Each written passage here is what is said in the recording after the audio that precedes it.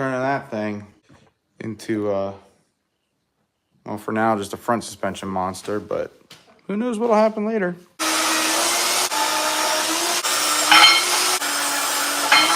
34-inch long leg. Get the angled side here. I'm gonna angle this so by eyeball, it's as close to straight up as I can make it. Always use good quality levels. This isn't cheap stuff, you just never know.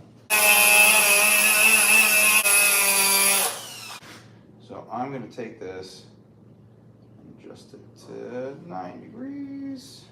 Kind of kicks up a little bit over here. Let's see if this is anywhere close.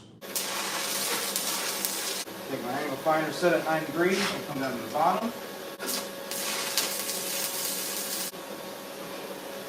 Not too bad.